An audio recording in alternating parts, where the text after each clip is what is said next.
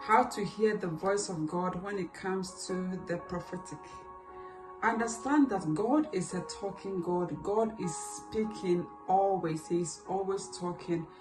But it is you who is not positioning yourself well in order to hear the voice of God.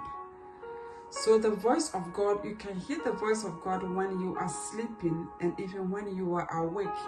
So it tells us in the book of Ezekiel chapter 2 verse 2, he said, "And the Spirit entered me, and then he got me on my feet." In other words, not only the entering when you are sleeping, but also when you are awake.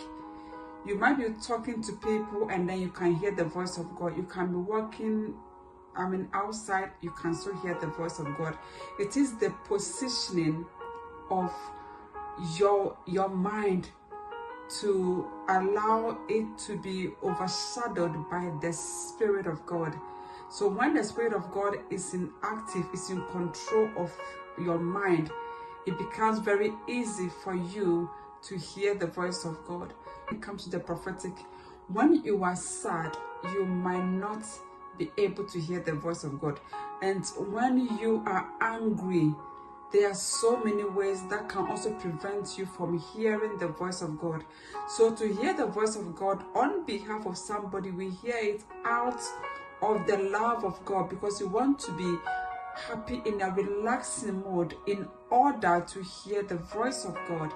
Sadness can prevent you from hearing the voice of God. It's, for instance, if you have had a previous experience about a situation and thank God you've been able to come out of that, and then when you are talking to somebody on a phone, and then in the course of this conversation, the person tries to tell you his or her pain that he or she is going through.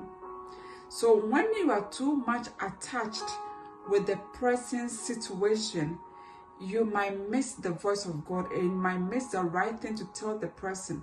There is an emotion called sadness, and it's a tiny thing, a bit in you, which is called sadness. It is an emotion. The reason why you feel sad when you're hearing the present situation is that there has been an invitation from the person's spirit, which is the emotion called sadness, into yours. It has pulled you to the person. So now you can feel the person's emotions. And so if you are not careful as a prophet, you might end up prophesying from that emotion. You want to hear the voice of God clearly, try and balance your senses. How do you do that? So in the course of that conversation with the person, you know yourself before you talk to the person that none of your emotions are attached.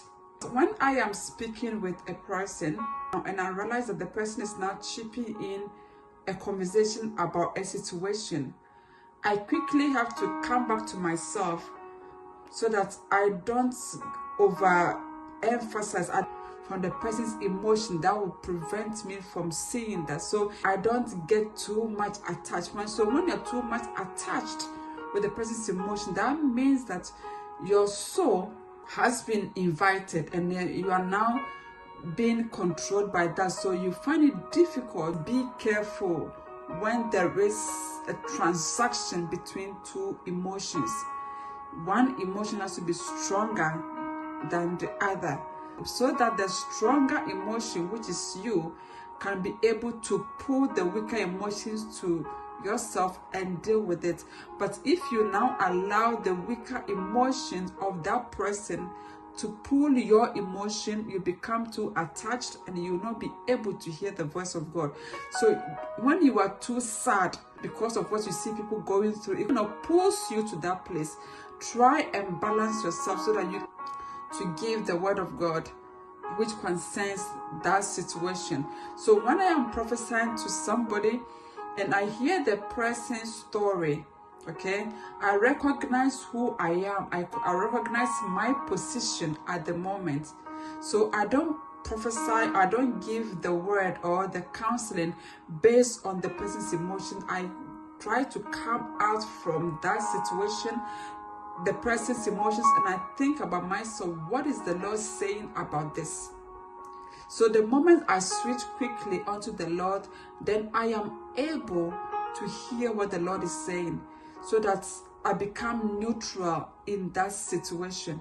Feeling the emotions for the person for a long period of time can stop you from giving the right word of wisdom to that person, which is the solution to. You neutralize yourself, you look at yourself, you separate yourself from what you are hearing, but then you focus on the Lord. What is the Lord saying about this situation? Looking up to Jesus and then telling you what to do.